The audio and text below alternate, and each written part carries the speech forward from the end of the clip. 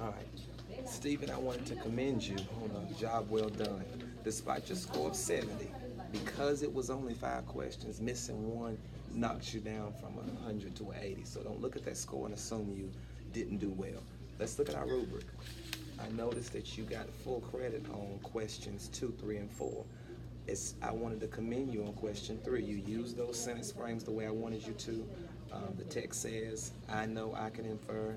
Your descriptions were very, very, very, very logical. What does it mean for something to be logical? It makes sense. It makes sense. And it did. It did. I was able to read your inference statement and I didn't have any confusion. One, you got partial credit. You told me about their similarities in each classes, but you didn't tell me the differences.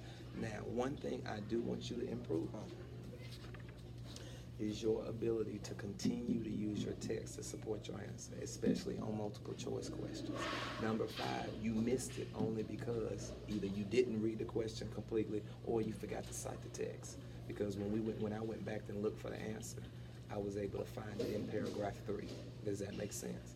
So what do you think? What are some things you think you can improve on that you didn't do on this passage?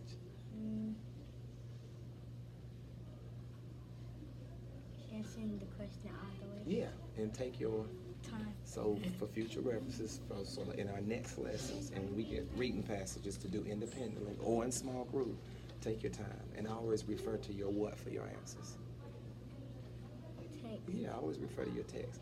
How can you show me as a teacher that you used your text to find your answers? Underline or highlighting. Good job, dog.